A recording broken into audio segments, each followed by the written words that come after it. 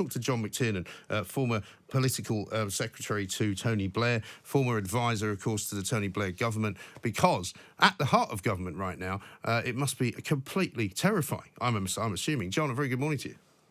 Oh, good morning.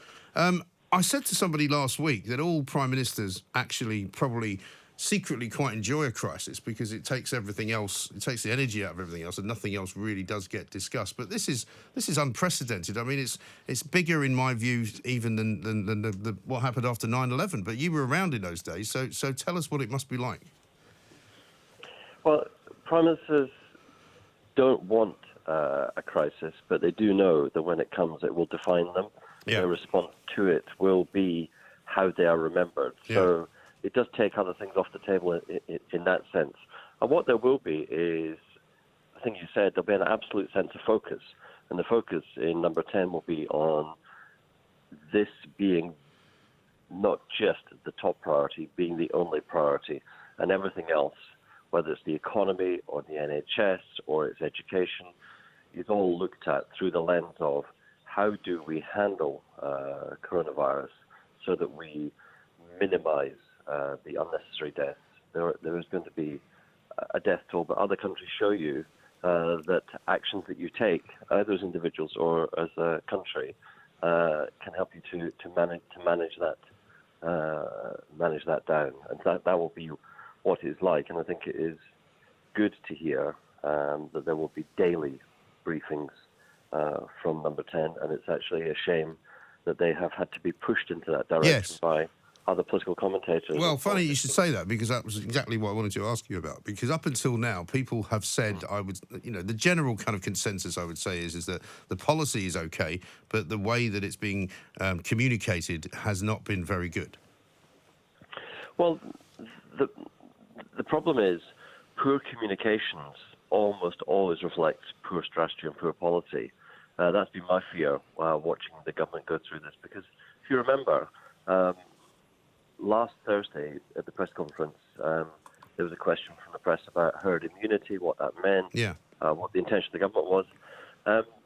The government had briefed a few journalists first thing on Thursday morning that herd immunity was their policy aim. Right. And now they spent the weekend running away from that being. And in fact, Mike Hankel had to write an article on Sunday to say herd immunity is a consequence, not an aim. And I think the problem is that makes one fear that they're not very clear on what they're trying to do. In this anonymous briefing, imagine if there'd been, during the foot and mouth crisis, separate anonymous briefings going on. People need to know. The farmers needed to know. The countryside community, the economy needs to know. That's the issue. There appears to have been a number of different sources of information, and some of them designed to make it look as though the government was acting. Fair enough, but you actually need to go to this clarity. Who's talking? Who's speaking? They're on the record all the time. Yeah. And we can't have anonymous sources because this is too serious for that. But is this because there are people inside of politics, and inside Downing Street in particular in this instance, who cannot get away from that politicking because that's what they know and that's how they've always done it? There's definitely some of it. One of the big things you have to learn in government is that the techniques that won you government, that got you to become the leader, that got you to become the prime minister in an election within your own party, and they got you to be a prime minister through an election, a general election. Those techniques, are no longer appropriate because governing is not campaigning, and that is the challenge. That some people seem to have adopted the same campaigning mentality, which is that you can, one thing is this briefing of selected journalists with ideas and stories to get an idea out there. The other thing, which I think is a bit worrying, is that it's political journalists who are being invited to number 10 to these briefings, whereas I'd much rather have the health specialists of the BBC and the health specialists of ITV, the health specialists of the Times, sitting there asking questions, because I would feel more confident if a health specialist said, you know what, I sat there, I listened to it, and that sounded okay to me. Yeah, but hang on, John, you know as well as I do that health specialists, that I've worked with health specialists in journalism, they're no more health specialists than I am. I mean, it might be their area of operations, and so they know a few people to talk to, but they're no better at asking questions in a way than anybody else.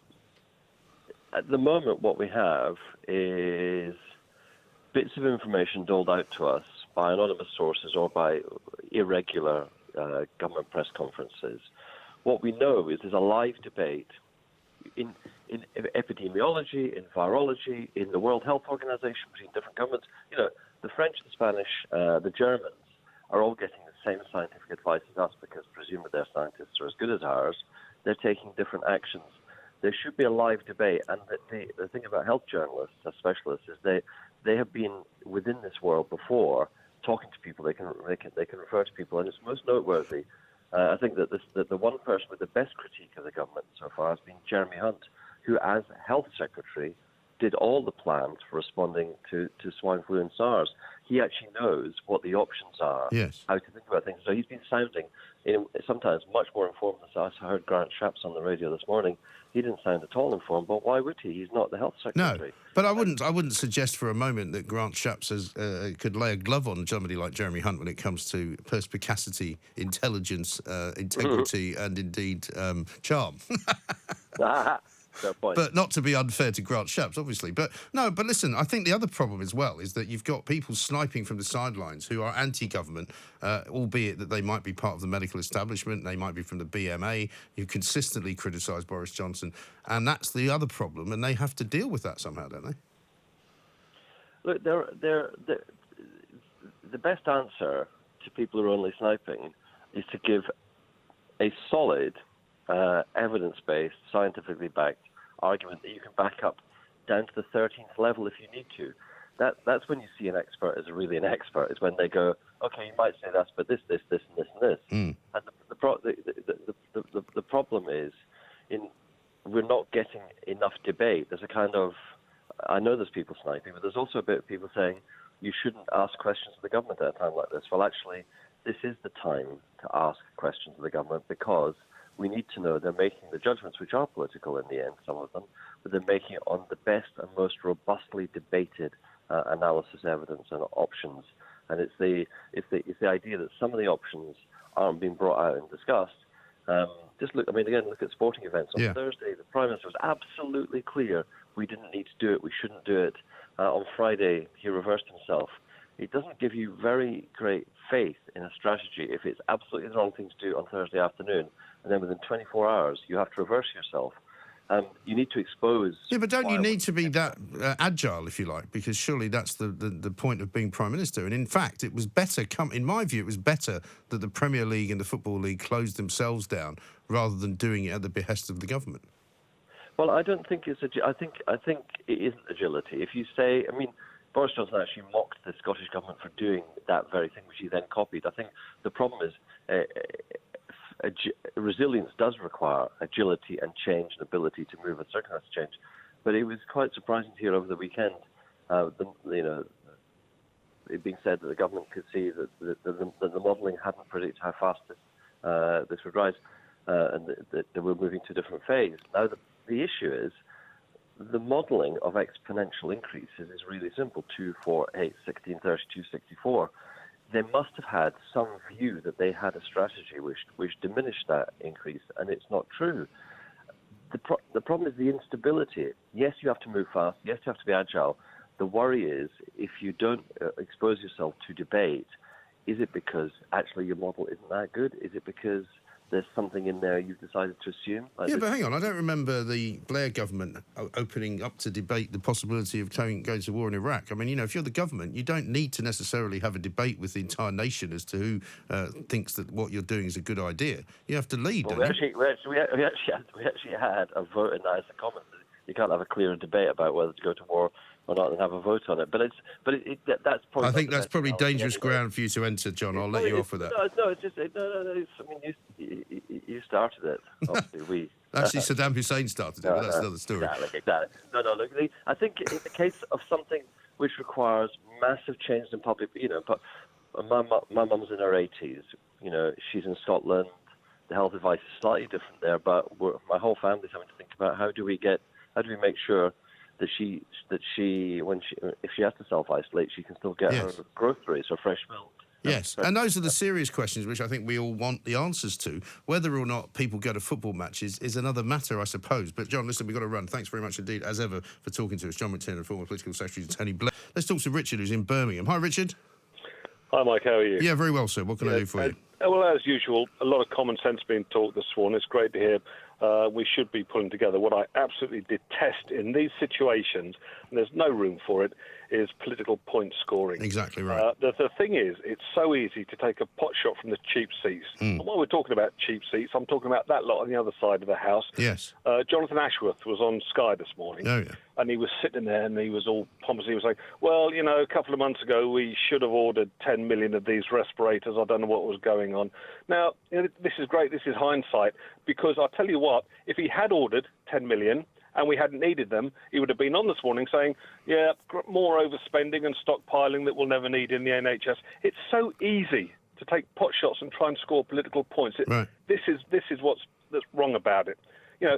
Forget the political point scoring, because you can't lose. All you've got to do is sit there and say the opposite of what's happening. Well, I mean, listening to some of these people and some of these organisations and so-called scientists, you'd think that, they invented the virus inside Downing Street. It actually came from China. There's not much we can do about that.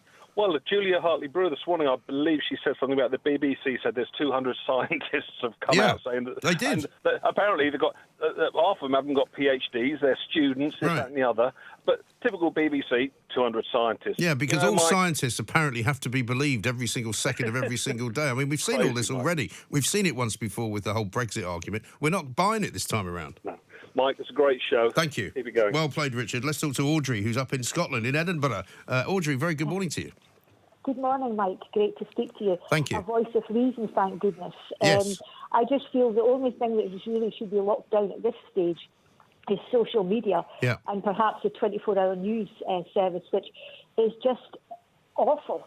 And the panic that it's brewing is ridiculous. Yeah. And I think people need to build a bit of resilience and backbone.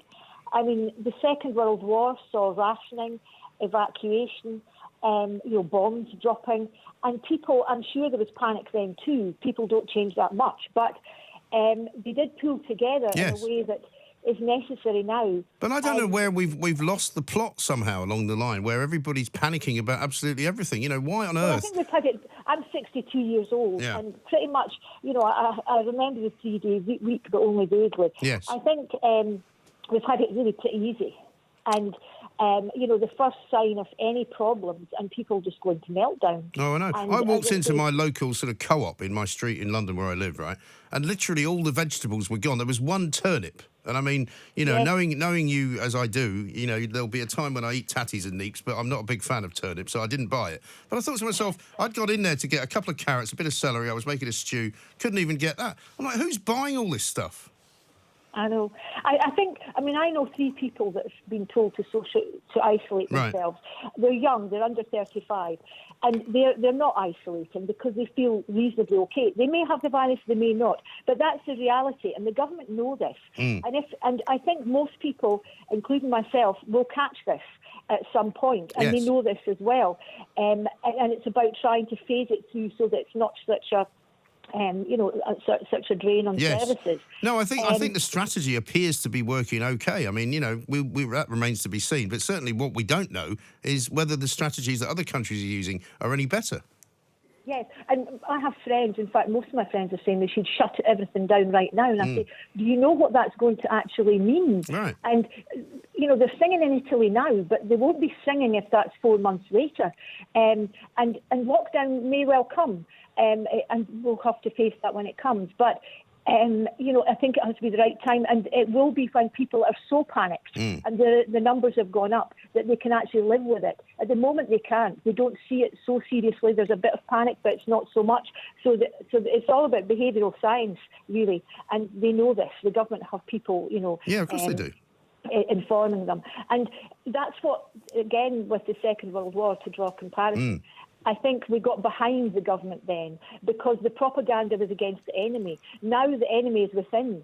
And, the Labour and the media and everybody else, and as you say, the Remainers, are all the ones that are piling in to give their... Well, can you imagine if this lot were knocking around back in the late 1930s? They'd have been telling Churchill not to bother going to war. Oh, it's too dangerous. I don't think you should fight the Germans. Just let them invade and we'll see what it's like. Actually, they're very nice people, the Germans. Why don't we just let them come in and run the British country as well?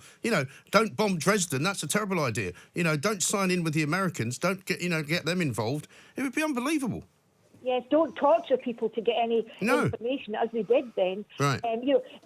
We've become too soft. We need to get some resilience. I think it will come, but we just have to, be a little braver. Yes.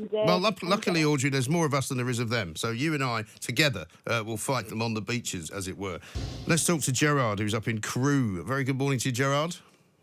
Good morning to you, Michael. It's lovely and sunny here in Crewe. Same here, actually. It's a blue sky, bit of cloud, very pleasant. Very nice. Well, I'm not ringing about this, but just a quick one. Yeah. Just to say, last week I rang you to be critical of Boris's communication skills. Yes. And I got absolutely slammed on your Twitter as an FBPE, as a leftist. Well, I can't be responsible for that, can I? No, you're not responsible for that, but it made me smile, and that I was a socialist and was still heartbroken over Brexit. Well, just to clear it up, people, I'm a Brexiteer, I'm a right-wing, I'm on the right of Attila the Hun, and my daughter, who's a teacher, who's accused of being a socialist, is even more right-wing than me. So you can be critical of Boris and not be any of those things. Absolutely right. And certainly it's not right to live in a world, as I sometimes get criticised by people going, I didn't think you thought that. I used to like you. And you go, what's wrong with you? How can you not accept that an individual that you might quite like to listen to on the radio might occasionally have an opinion that you don't agree with? Agree. In the last 10 seconds, I just had a phone call from the vet. Oh, yeah. That I've got this afternoon, and I'll get on to the main subject, to say they can't see me unless I agree to being seen on the car park where they can give my dog the injections, because they don't want people coming into the vets. That's not much of a way to run a business, really, is it? Hey? I'm okay with Maybe, that. why don't you say, look, I'll tell you what, I'll agree to that, but as long as you charge me half of what you would normally charge me, because obviously I'll be putting myself and my pet at risk. Well, as they said, it's a sunny day out there. I'm sure you won't mind, and I'll fit in just because I have to show everybody listening how easy going I am. Yeah, but I think you should mention it to them, right? Well, how about this? You say, look, I expect to be treated slightly better than this if I'm paying your exorbitant rates for the injection. Since you're not taking me into the premises, maybe you could give me a little discount. See what they say. I can do that, Michael, but they've been good to me and saved my dog a couple of times, so I'll go along with that. But Too nice. I know, I am, but this is where I'm not going to be nice, and I want your opinion on this. Mr. Branson. Yes. Mr. Richard Branson has come with his cap in hand asking for money, and this is the guy who is anti-Brexit. This is a guy who owns an island in the Caribbean, a guy who's non-domicile, so he doesn't pay tax in this country, and his business, Virgin Airlines, is not registered in this country as well, so does not pay tax. If he loves Europe so much, why is he not going to the EU to ask them for a bailout? Yeah, not a bad idea. Asking Jed and Mike to stump up their taxes and help him out. How do you feel? Well, I feel absolutely like that, because I don't feel like giving you any of my money. He's got a lot more money than I've got. The fact that his business happens to be failing because of circumstance is not anybody's fault. It's not necessarily his fault, but I don't see why I should bail him out unless he signed some kind of pact with me which says that I will get all my money back when they start making a profit. Well, agreed. How about, I'll go along with it. If one, he registers his businesses here and pays tax on that, he stops being non-domicile, so he pays tax on that, and he puts his island up as collateral just in case. Or how about every single member of the tax-paying public gets to spend a week on Necker Island in return? I'll go with that one, Mike. I'll go with that. All right, Gerard, thank you very much indeed. I think Richard Branson has made himself a pretty unpopular figure, which he didn't have to do much to do, to be honest, because a lot of people don't like him anyway. But he may well appear on the planks of the week, it has to be said, for asking for £7.5 billion in order to keep his airline afloat. Why don't you take some of the money out of the space programme, you plank? Let's talk to Tony, who's in Epsom. Hello, Tony. Hi, Mike. How you doing? Very well, sir. What can I do for you? Yeah, just I haven't listened to every piece of media reporting on this, and I'm so thankful you're on, because it's nice to get back to kind of common exactly. common sense. But what you're right. This started in China, and I'm not hearing anywhere on the left wing media in this country, which is most of the media. Right. They seem to be giving China a pass on this. As far as I'm concerned, this is China's Chernobyl. Yeah. They've given it to the rest of the world. They've literally infected the entire world with coronavirus. They have, and they kept quiet about it in early December when the first signs of it were there. They were keeping scientists quiet about it, who were talking about it. Two scientists have gone missing. One scientist caught it and has died, and he was a young guy. They're now blaming America for the start of it. So if anyone disagrees with my comparing it to Chernobyl, this is a virus. Well, if they're blaming America, then it's not an accidental virus. No. It's built in a lab, and there's a lab in Wuhan. I mean, if this was Russia, if this was, say, I don't know, well, you could say Chernobyl, there's obviously biolabs in Russia, but if this started in a town in Russia that had a biolab in it, can you imagine where we would be right now? Yeah, but why do you think the lefties love this particular narrative? Because they can not only bash Boris Johnson for not doing enough, but they can have a go at Donald Trump as well. It is. It's media clicks. It's political, so they can bash the Trump and Boris Johnson, and also, you know, and whether we like it or not, you had a caller from Edinburgh on earlier. She says we've been infiltrated by communists or left wing. You know, I don't disagree with that. It's the CCP.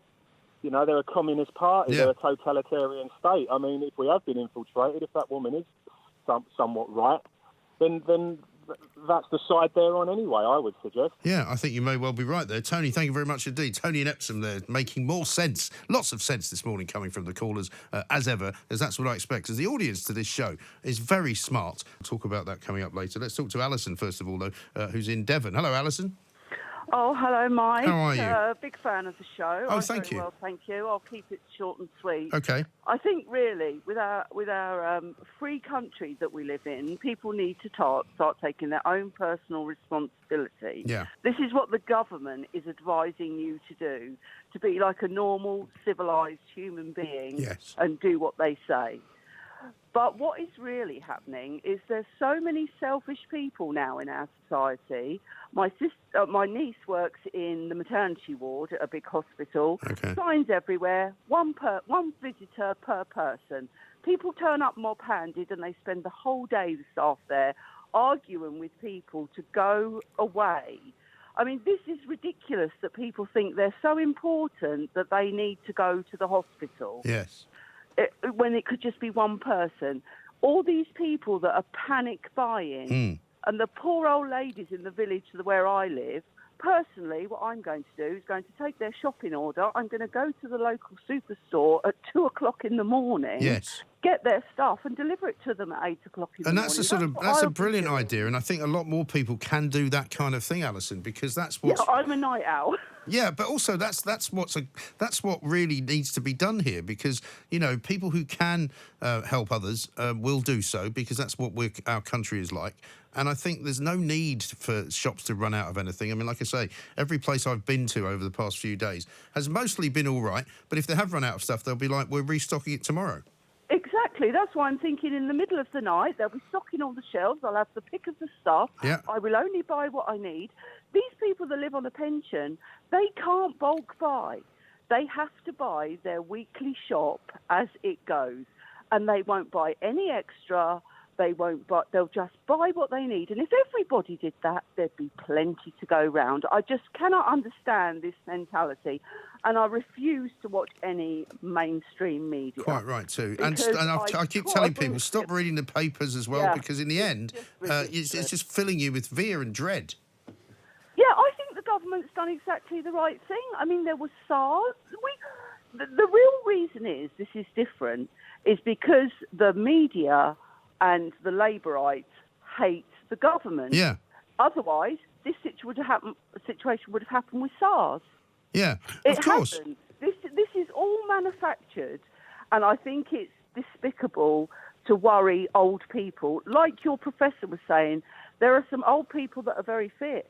There's some 45-year-olds with cancer who are immunosuppressed. Yes. So you have to take responsibility for you and the people around you and do your bit. Yes. Be a bit more like on a war footing. That's what I think, and that's been lost in this whole media crazy. Well, it's almost like all these people now as well who are on social media want Boris Johnson to ring them personally and ask them what they think he should do. You know, that's not the way it works, I'm afraid. Well, I think it's incredible that he does a press conference with two experts by his side, because he doesn't know everything about everything. And he says, these are the people that do know about these specific things, and I would like you to take their advice. We don't want that situation that's just been described in Madrid, do we? No, of course not. Where the police are going down the streets with loudspeakers telling everyone. I mean, that would be like Armageddon. We don't live like that in this country. We're very, very responsible. Yeah, let's go to Daniel, who's in Epsom. Hi, Daniel. Good morning, Chief. How are you, sir? Not bad, sir. I saw your very interesting ideas over the weekend. I'll tell everybody what they are, which is to basically go around with some bleach cleaning the old ATM machines. Yeah, so a friend, basically, I had a job cancel on Saturday because he had diabetes and he had a cough and a cold, so he said, I can't meet you. So I had an afternoon free. So me and a friend of mine, we got some bleach, right? We go to sort of cash machines, we go to the ticket machines at train stations and the chip and pin, anything that's communicable. We know that the disease is spread via touch, so what we do is we film ourselves at, I've done 16 cash machines and 4 train stations. Right. He filmed it, I filmed it, and we're trying to make it a trend online. I saw some people saying that bleach doesn't really do the trick, though, that actually you need some proper kind of industrial strength disinfectant or something. Well, I read on the side of the bleach tin, and it was basically saying that it kills all known germs dead, basically. So I just went along. I mean, I'm not an expert, but what I am doing, Mike, is I'm trying to play my part. I'm trying to say if everybody today went out there, a small percentage of our population, everyone out and cleaned everything that was communicable and transmittable, we'd probably find that cases would lower, and we could help the government delay it. Well, you never know. You never know. I mean, certainly you could do a lot to keep your own self clean. I mean, I was reading yesterday that if you've touched some metal, metal can continue to carry the virus for quite a few hours, and in some cases days, in the same way that clothing can as well. But you can get rid of it by just washing it in regular laundry detergent. Do you know what, Mike? I've had this little theory, right? I reckon, right, that hundreds of thousands of people have already had the virus. Yes, I wouldn't be surprised. It wouldn't surprise me, right, if, you know, a good if it actually came out that 500,000 people actually have had it already, or 1 million people. Because don't forget, this has been going on. We had travel from China all the way from December.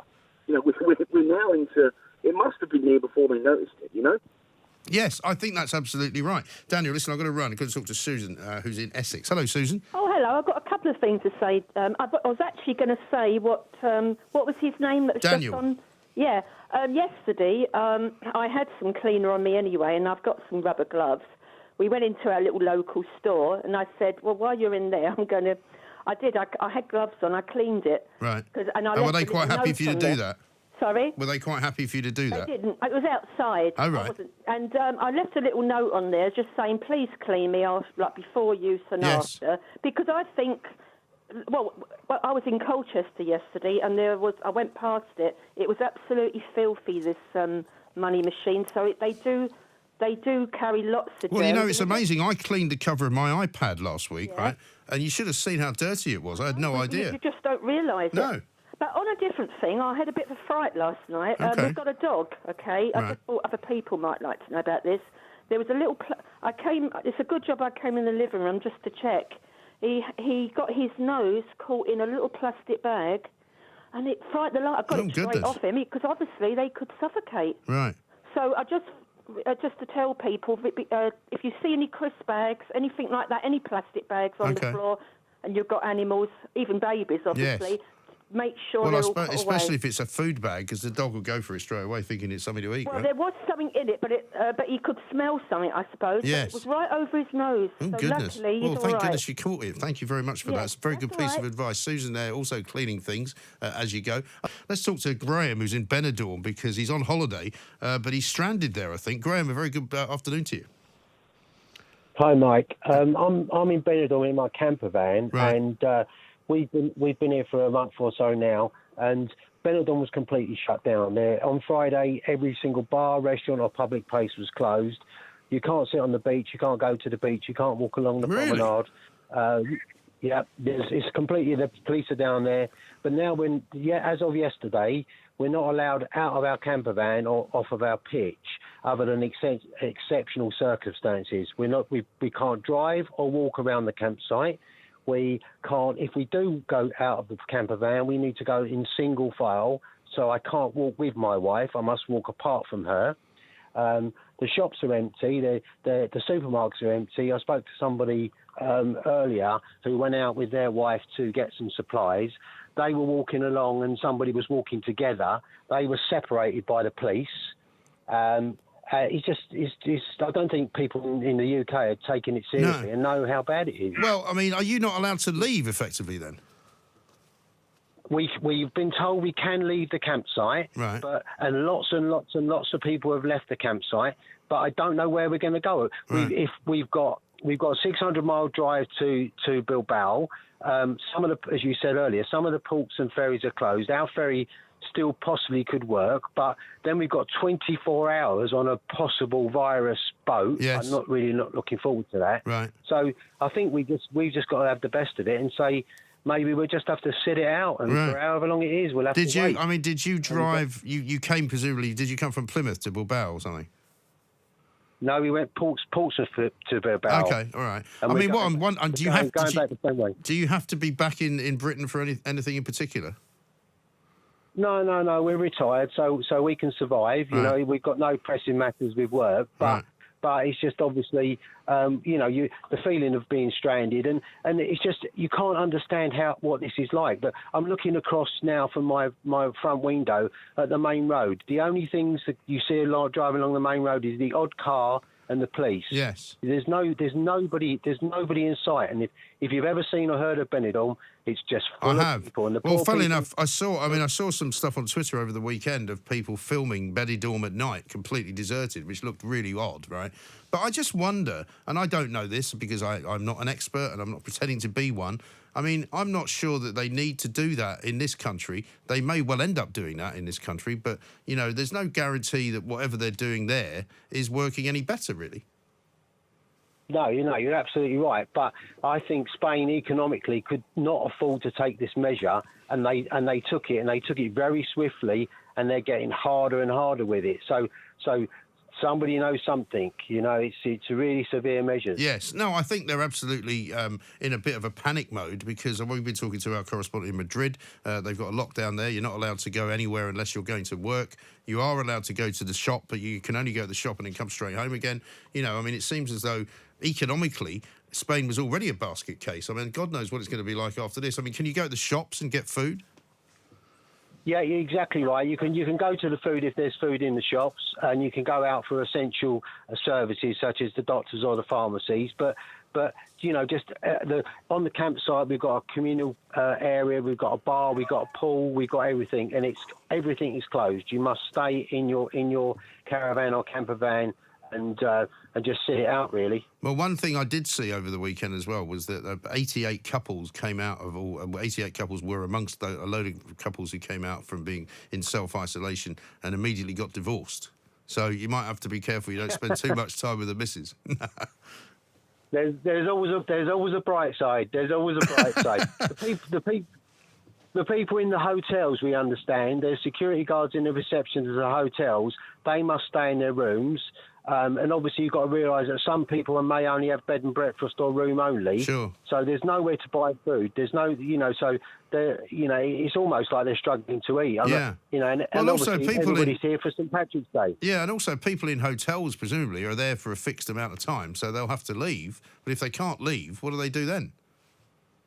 It's really. I think there'll be space in the hotel because I don't think anybody's coming. Although, interestingly, we spoke to somebody on the campsite today who actually come back because they had to go to the UK for a family emergency, right. And they've come back to rescue the camper van, and they were waved through Alicante Airport. They didn't show their passport, they didn't show any documents, they didn't go for any customs. Right. They had masks on, and they were just waved through. Just get off the plane and get out of the airport. Don't show your passport. Wow. I don't care. Just get out. I mean, would you consider driving back up through France, maybe in the camper van, and getting on a ferry in Calais? Our friends that's quite a good option because obviously the Eurotunnel is a good option because we can stay within our own confined home and do that. But it's 1,300 miles away. That's a long way through France and Spain with the road closures, with the potential. We hear that the airs and places like that you would normally stop, and campsites that you would normally stop, are not accepting new people. So we don't know. And it could be quite expensive, I suppose. Water. It's never cheap. But obviously here we've got water and we've got. We can sit it out. Whereas if we go, our friends were due to leave today, and they were going to run to Calais, exactly as you said. Yeah. And they decided to wait for a while, just because it's changing so quickly. I can't explain to you how bad it's got since Friday. It's literally, it's just unbelievable. Unbelievable. Well, listen, Graham, I really appreciate you letting us know. Thank you for that information. Graham's stuck in Benidorm.